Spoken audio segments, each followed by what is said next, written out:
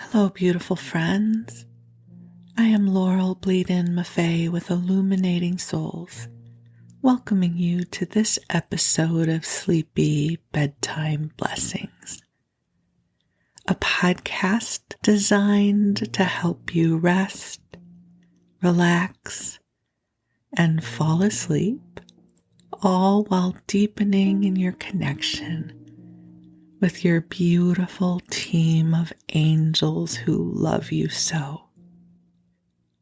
I am an angelic practitioner, a spiritual teacher, and an encourager of souls. And I do this through one-on-one angel sessions, which are wonderful. If you ever are guided to book a session, it would be my blessing to facilitate an angel session for you. I also offer soul mentoring, as well as a variety of classes designed to inspire your heart. You can find out more about my offerings at illuminatingsouls.com. I also have a Facebook page of the same name. But for now, the angels and I are here to help you rest. As most of you know who listen, this podcast is inspired by the many sleep podcasts that I have listened to over the years. I first started listening in 2015 with the podcast Sleep With Me. And over the years, I have added to my podcast stream other programs such as Sleepy and Get Sleepy and the Sleepy Bookshelf. So anything that has Sleepy in the name, I typically will check out. And I love the ritual of getting ready for bed. You know, as a spiritual teacher, I think people may sometimes have this perception that I spend a lot of my time or invest my energy in a lot of sacred rituals. And you know what? I really don't. I hope that doesn't make you think less of me, but I'm really an earth girl. I'm a human being. My bedtime ritual is simply to fluff up my pillows and my blankets and pick out my podcast episode and pull the blankets up over my head and let my body relax. That's about as sacred as it gets for me around bedtime. If I'm navigating something substantial, I might add in a bedtime intention or prayer. But for the most part, when it comes time to sleep, I'm all in. You don't have to ask me twice. It's like the invitation to a good meal. I'm there. Right? A visit with a friend I love. I'm all in. There's certain decadent experiences that I adore, and for me, sleep, bedtime is one of those. Now, you may have a different relationship with your sleep cycle. And so whatever it is, I just want you to bless this moment, that your angels are aware of everything you're moving through. And they're here to support you. And together, we are going to co-create a loving, sacred, nurturing space for you to rest and relax. And I will apologize in advance for any ambient noises you hear.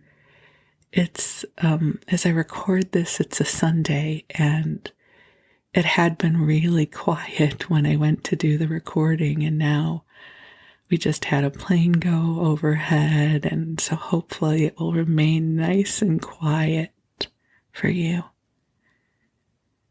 So as I mentioned, it's Sunday. You'll well, I don't know what day it will be when you hear this. It could be any day of the week. It could be 10 years in the future, who knows? But it will be published on a Wednesday. I love the weekends. Even though I get to set my work schedule, and I do have a very, what could be perceived as a luxurious work schedule because I'm self-employed, there's something about the weekends I love where the energy becomes really quiet.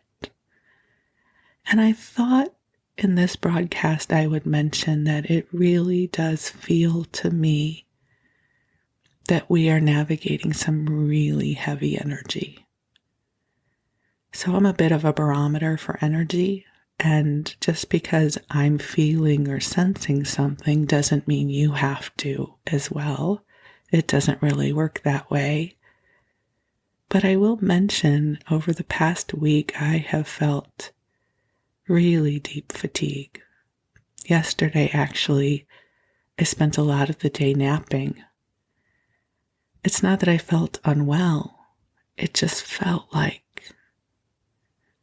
I had hit a wall of exhaustion. And there's a metaphor, a teaching I want to share with you about this.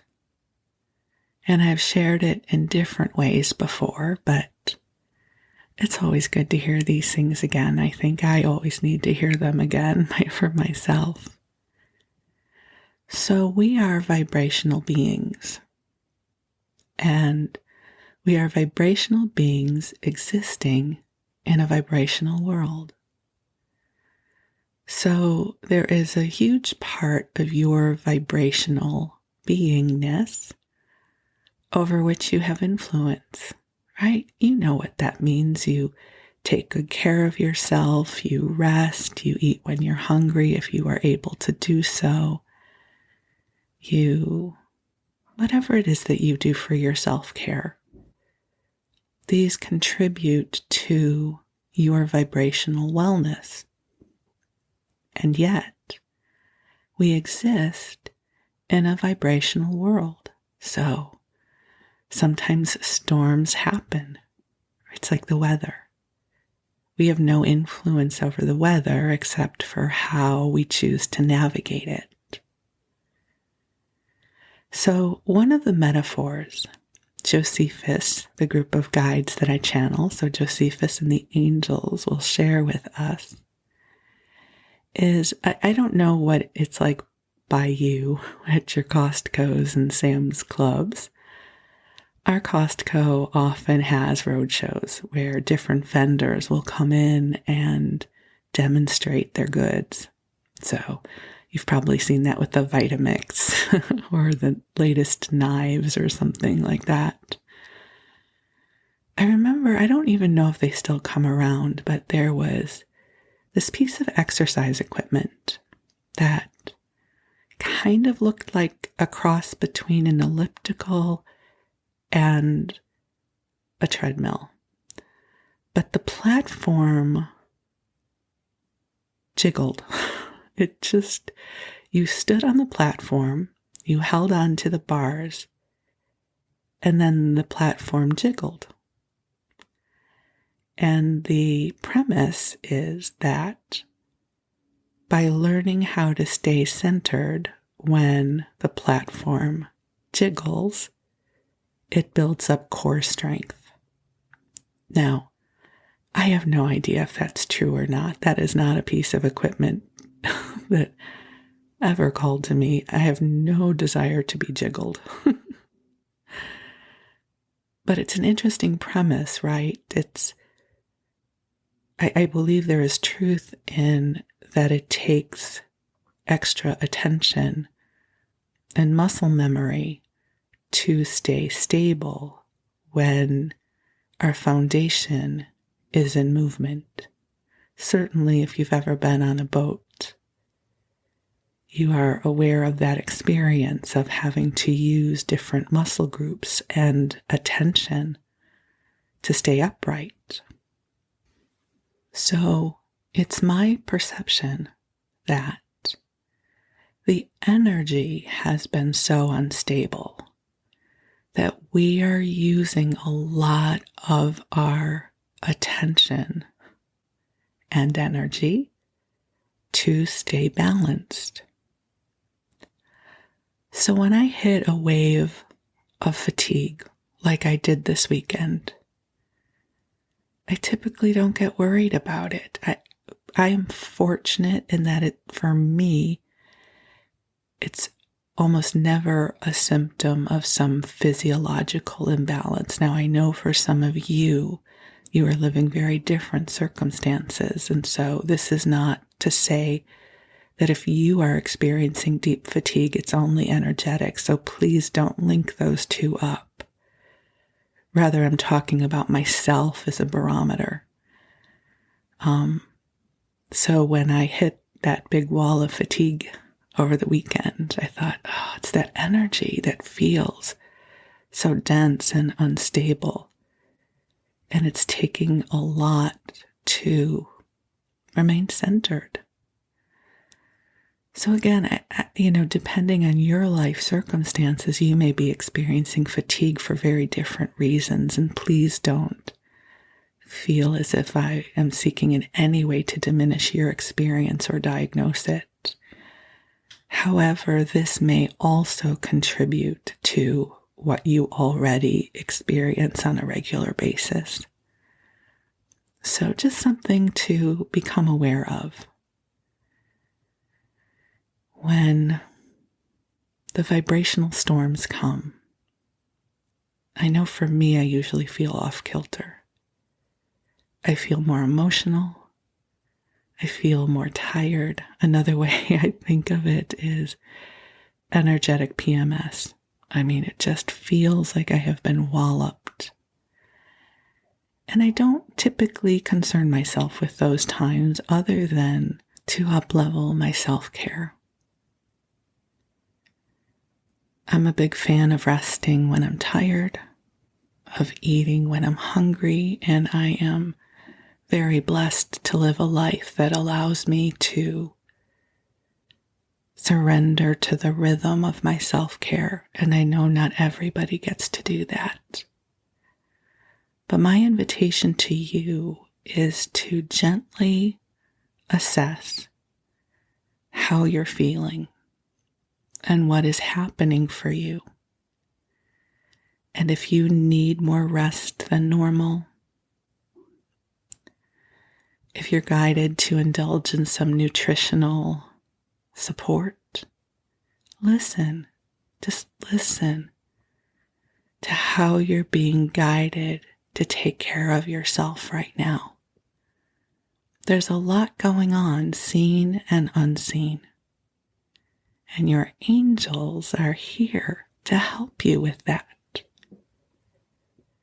So it might sound silly if all of a sudden you're drinking more water than usual. Maybe you've added a probiotic to your daily intake. You're spending more time walking in nature, or even, my dears, maybe you're binge watching some really good, bad television. Your self-care does not always need to impress others as self-care. I find that watching television often is my self-care. It helps me disengage from the wild west of consciousness sometimes. So for now, we are here to help you rest. Whether it's the middle of the day or you're getting ready for a good night's sleep. I'm going to invite the angels in who are already here.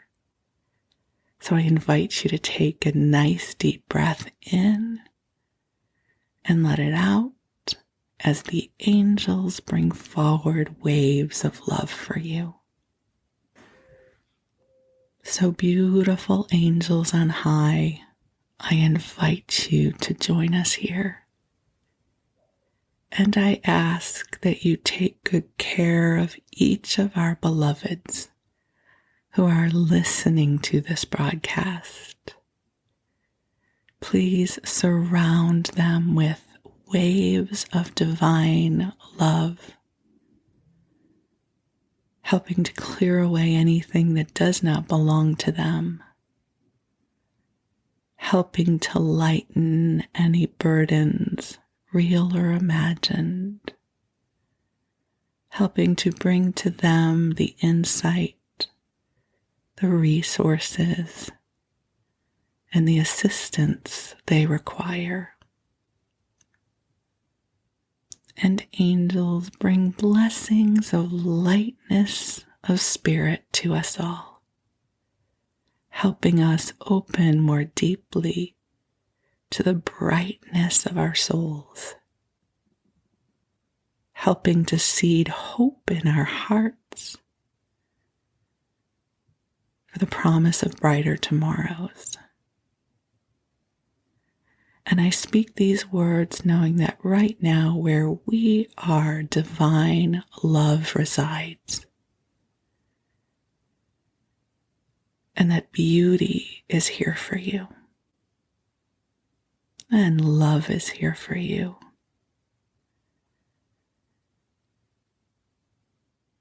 And we, each of us, we are ever evolving beings. We are resilient by nature.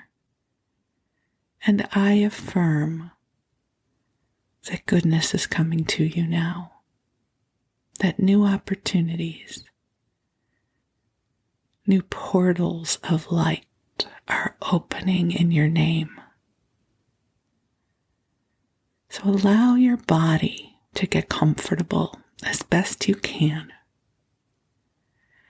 And if there's anything up for healing that you are aware of, invite the angels in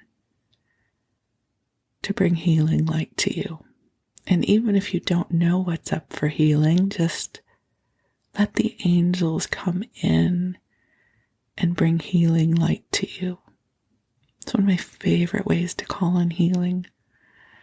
It's like, you know what's up for healing, angels. Help lift it and clear it through all dimensions of time in service to the highest good of all concerned. It's one of my favorite ways to ask for support. Actually, we can do that together now. So, beautiful angels, we know that you know what is up for healing. And angels, I ask that you lift and clear anything and everything up for healing that can be cleared in service to the highest and best good.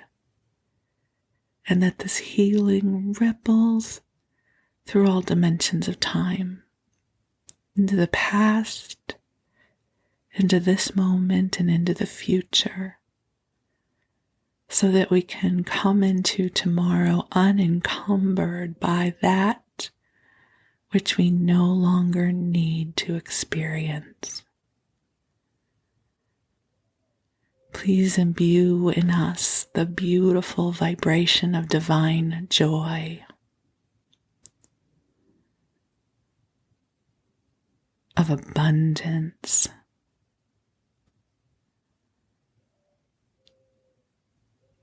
of playfulness, and of serendipity. Each of us are opening to attracting miracles of light, delightful surprises, joyful laughter, deep friendship, heart-centered community, and divine sense of on-purposeness as we move through our day. I am so deeply grateful for each of you. This broadcast goes to people around the world. And so I want you to know I feel you here. Yes, wherever you are in the world as you listen to this, I'm grateful to you for being part of the Illuminating Souls family. You are the answer to a prayer, to many prayers I have placed into the world, that we would somehow all find our way together, and here we are. in this beautiful, intimate moment with the angels as you are listening wherever and whenever this message finds you, that we are here together. And I am deeply grateful for the gift of you. So take a beautiful breath in, sending love to your magnificent physical body temple. Even if it doesn't feel like that to you, just drink it in as if it were true. Let yourself drift off, and while you do, the angels will be with you, and I'm going to read you a story. So tonight we are going to return to Little Women by Louisa May Alcott. And it's been quite a few months since I've read this to you. I just looked back. I think the last time I read it, it was episode 20. And I think this is episode 59, somewhere around there. So it's been a while. And you know, reading this for the podcast helped me fall in love with this book all over again. I think when I was younger, this book to me felt like one of those books you have to read, and therefore I had very little desire to read it for the pleasure of it. But this time around, I'm really enjoying reading it. And it's okay if you don't remember the story or where we are. Just listen to the words, listen to the language, and drift off or stay awake. Whatever you want to do is fine with me. However you choose to experience the next little while. I love you. You do you. And I will be here to keep you company. So we're still fairly early on in the book. We have met the four sisters, Meg, Jo, Beth, and Amy. Their mother they call Marmee. Their father is a chaplain in the army, and he is off being of service. They have a housekeeper named Hannah, and they live next door to the Lawrences. There is Theodore Lawrence, the young man who goes by Laurie. Everyone calls him Laurie. And his grandfather, old Mr. Lawrence, who at first they perceived to be very crotchety and fussy, but he turns out to be a very kind man. And he knows that Beth, who is the shyest of the sisters, and rather sickly sometimes, loves to play the piano. She loves music. And he decides to surprise her with the gift of the piano that had belonged to his, I don't know if it's his daughter or granddaughter. So we pick up the story right when the piano has been delivered, and everyone is exhilarated by this gift. So here we go. "You'll have to go and thank him," said Jo, by way of a joke, for the idea of the child's really going never entered her head. And what she's referring to is that Beth should really go next door and thank Mr. Lawrence for the gift of the piano. But she's so shy, Jo assumes there's no way she would ever go. So that's what we're picking up at. "Yes, I mean to. I guess I'll go now before I get frightened thinking about it." And to the utter amazement of the assembled family, Beth walked deliberately down the garden, through the hedge, and in at the Lawrence's door. Well, I wish I may die if it ain't the queerest thing I ever see. The piany has turned her head. She'd never have gone in her right mind, cried Hannah, staring after her, while the girls were rendered quite speechless by the miracle. They would have been still more amazed if they had seen what Beth did afterward. If you will believe me, she went and knocked at the study door before she gave herself time to think. And when a gruff voice called out, "Come in," she did go in, right up to Mr. Lawrence, who looked quite taken aback, and held out her hand, saying with only a small quiver in her voice, "I came to thank you, sir, for—" But she didn't finish, for he looked so friendly that she forgot her speech, and only remembering that he had lost the little girl he loved, she put both arms around his neck and kissed him.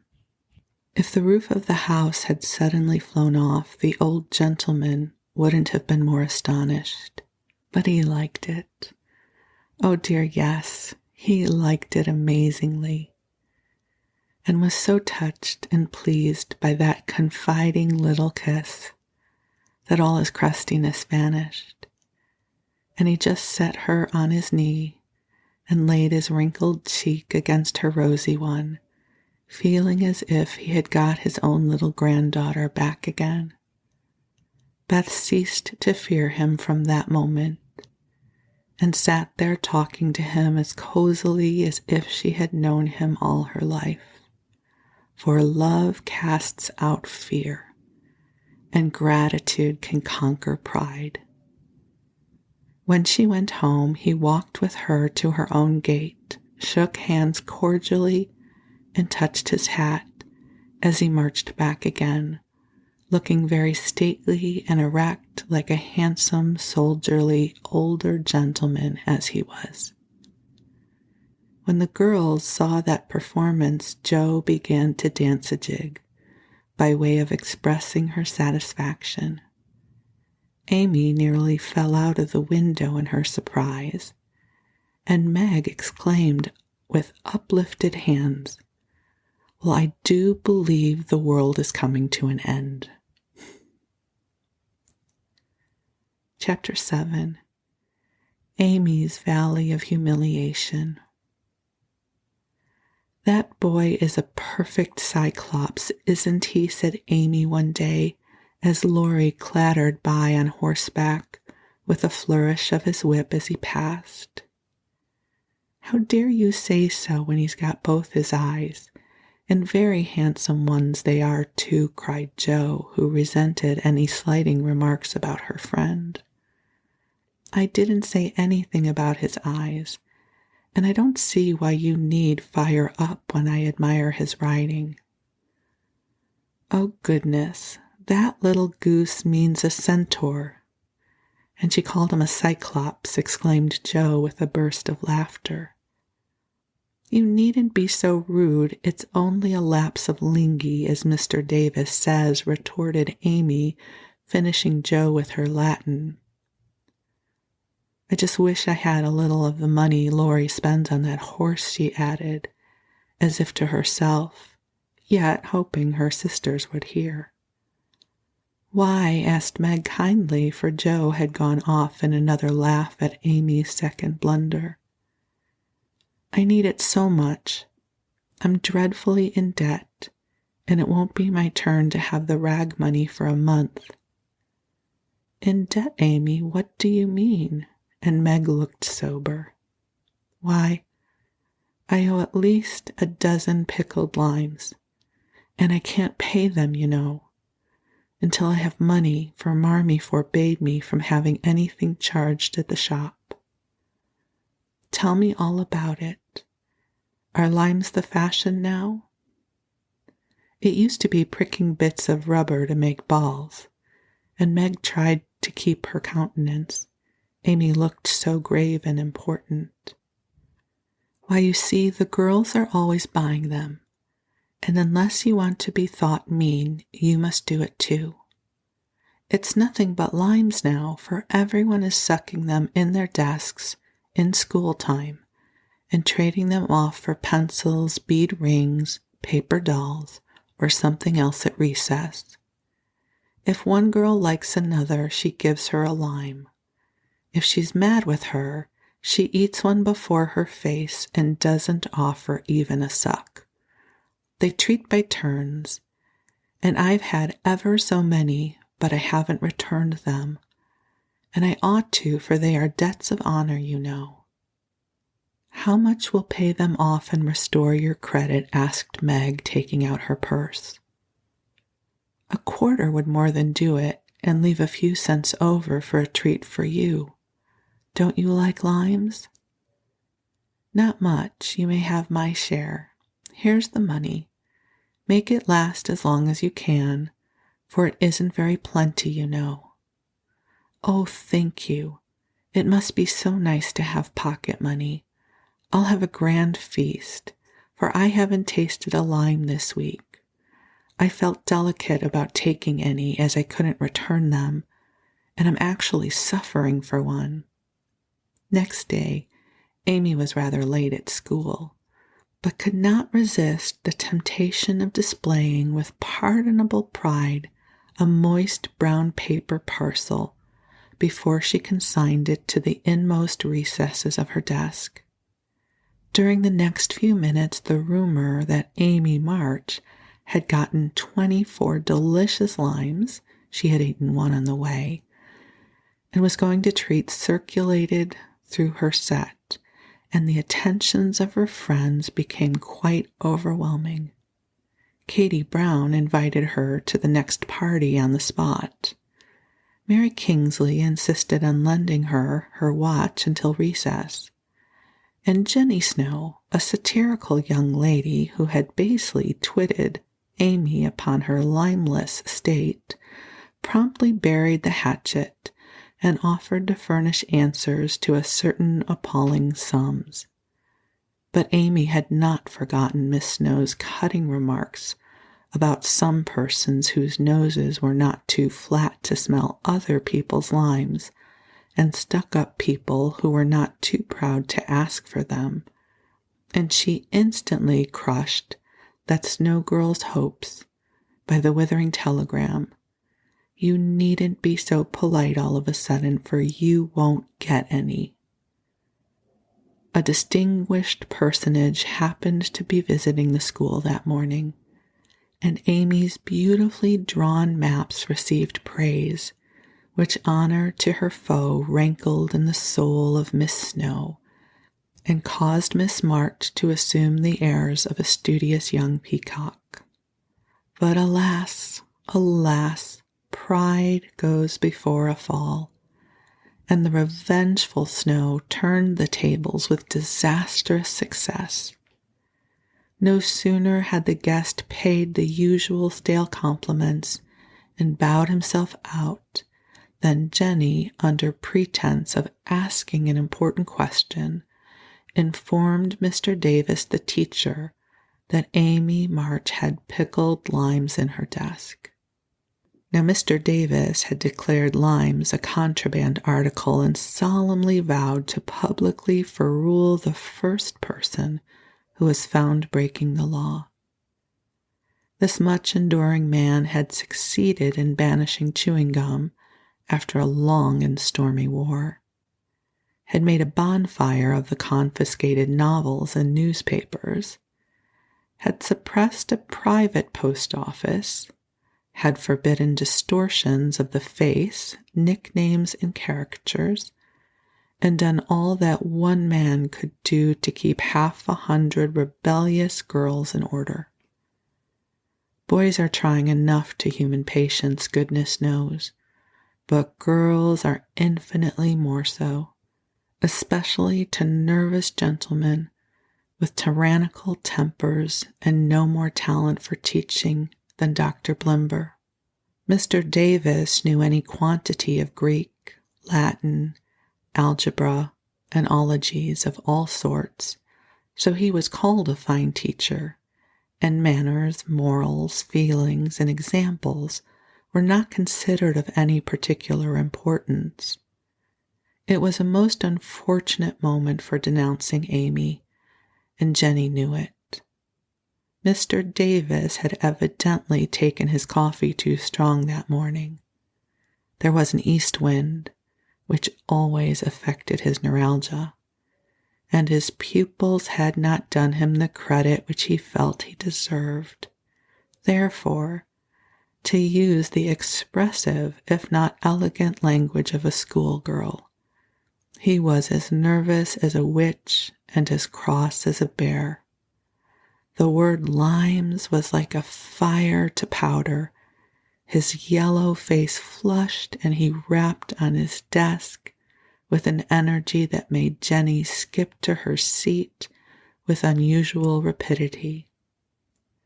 "Young ladies, attention, if you please."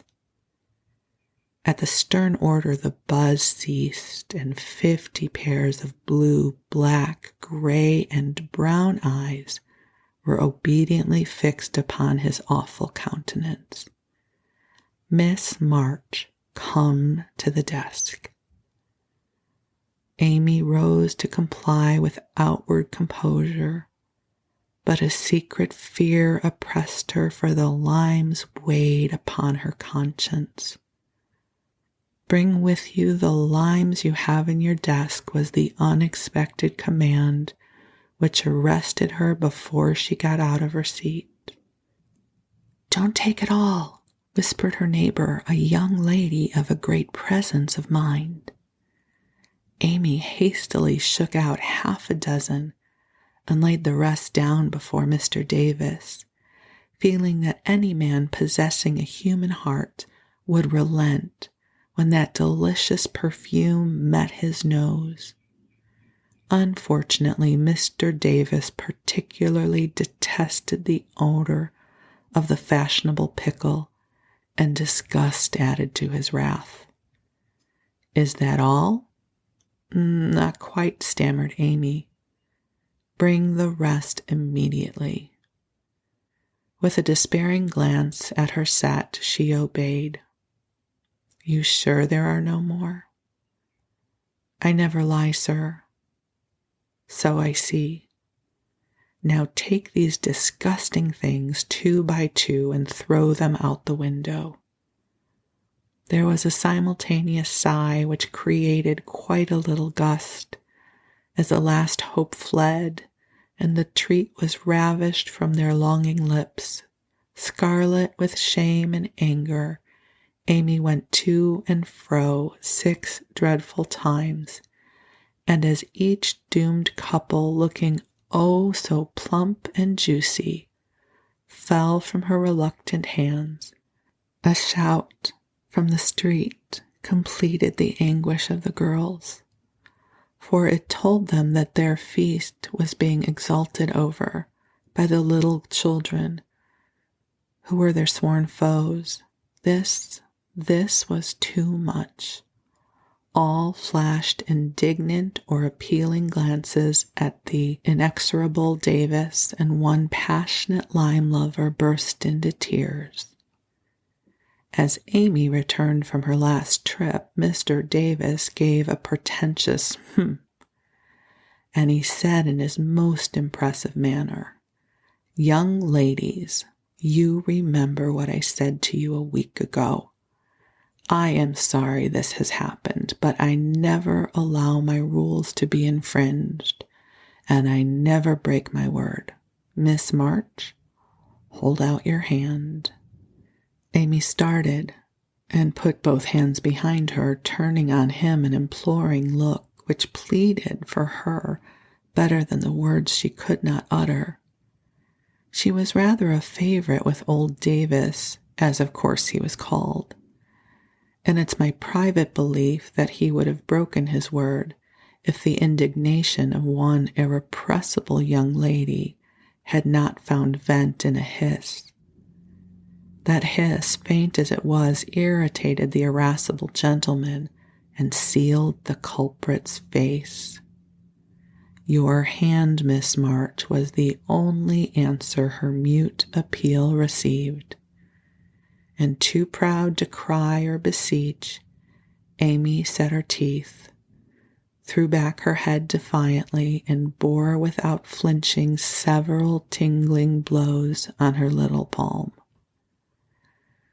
They were neither many nor heavy, but that made no difference to her. For the first time in her life, she had been struck, and the disgrace in her eyes was as deep as if he had knocked her down.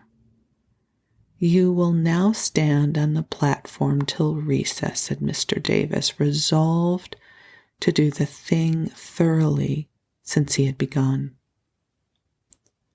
That was dreadful. It would have been bad enough to go to her seat and see the pitying faces of her friends or the satisfied ones of her few enemies. But to face the whole school with that shame fresh upon her seemed impossible, and for a second she felt as if she could only drop down to where she stood and break her heart with crying. A bitter sense of wrong and the thought of Jenny Snow helped her to bear it, and taking the place, she fixed her eyes on the stove funnel above what now seemed a sea of faces and stood there, so motionless and white that the girls found it hard to study with that pathetic figure before them. During the 15 minutes that followed, the proud and sensitive little girl suffered a shame and pain which she never forgot. To others, it might seem a ludicrous or trivial affair, but to her it was a hard experience, for during the 12 years of her life, she had been governed by love alone, and a blow of that sort had never touched her before. The smart of her hand and the ache of her heart were forgotten in the sting of the thought, "I shall have to tell at home, and they will be so disappointed in me." The 15 minutes seemed an hour, but they came to an end at last, and the word recess had never seemed so welcome to her. "You can go, Miss March," said Mr. Davis, looking as he felt uncomfortable. He did not soon forget the reproachful glance Amy gave him as she went, without a word to anyone, straight into the anteroom, snatched her things, and left the place forever, as she passionately declared to herself.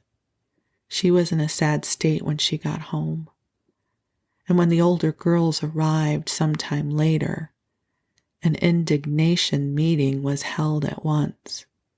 Mrs. March did not say much but looked disturbed, and comforted her afflicted little daughter in her tenderest manner.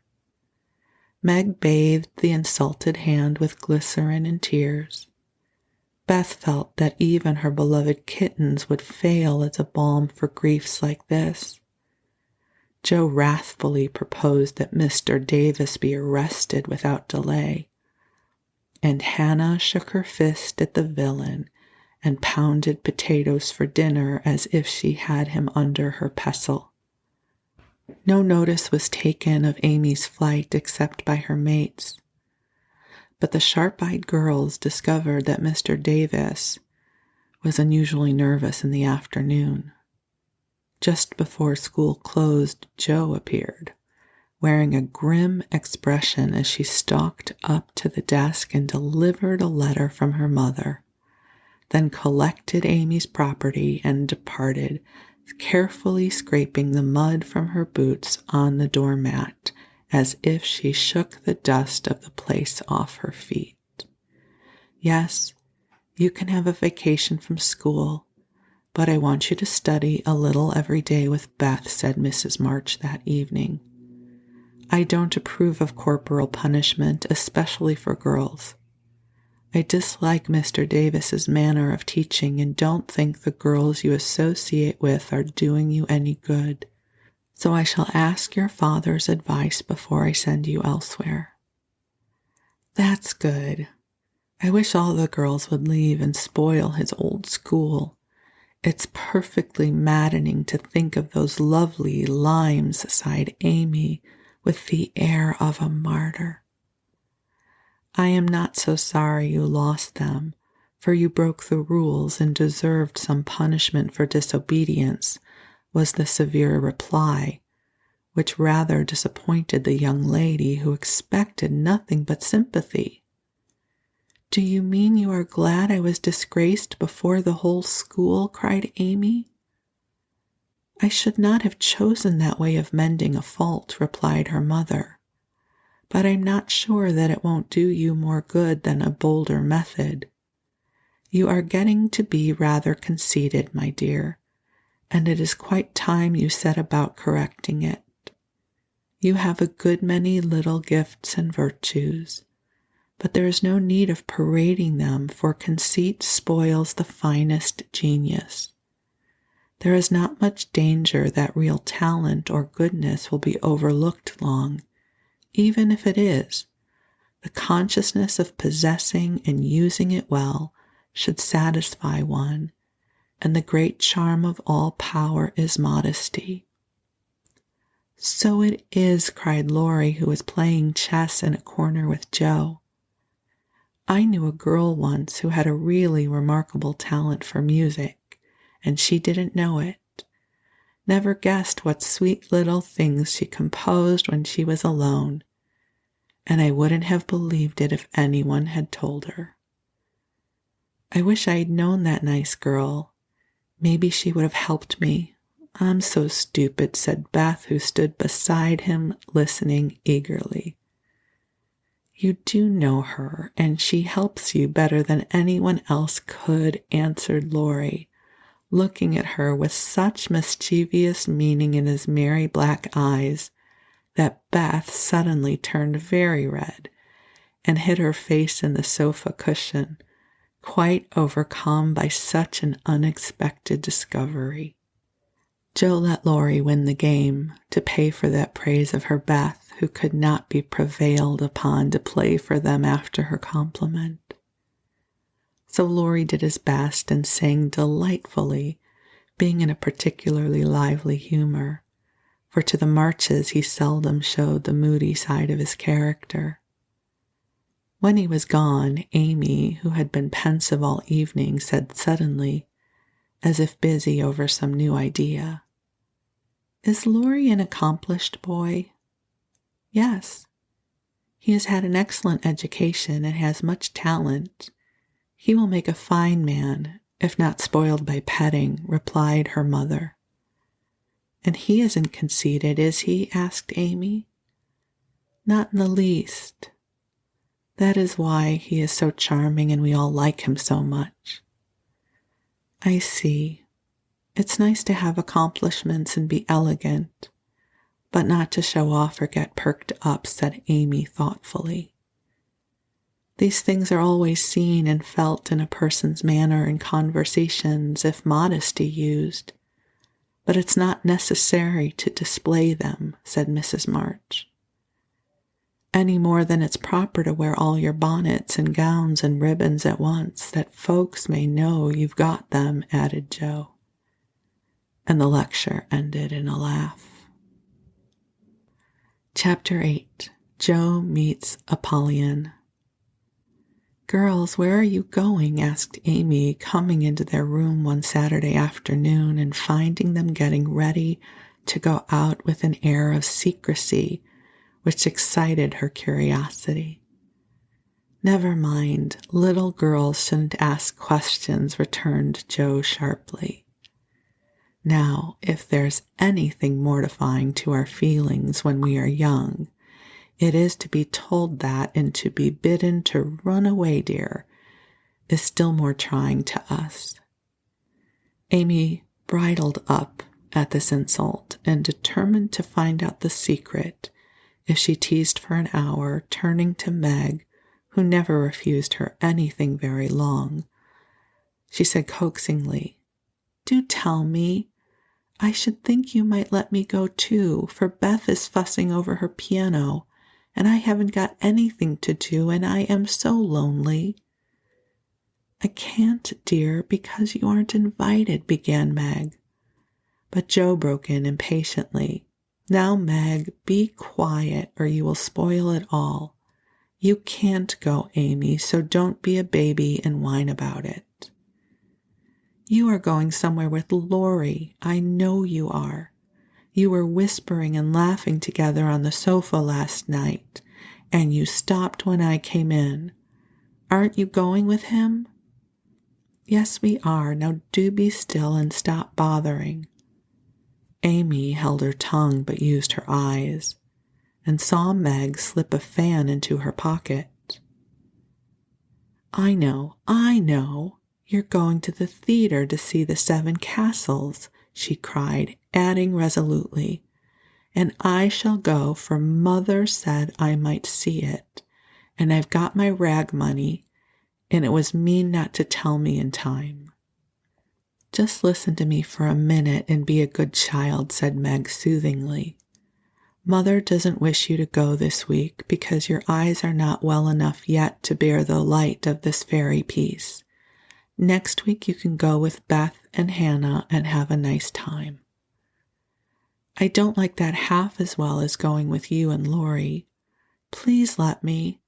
I've been sick with this cold so long, and shut up. I'm dying for some fun. Do, Meg. I'll ever be so good, pleaded Amy, looking as pathetic as she could. Suppose we take her.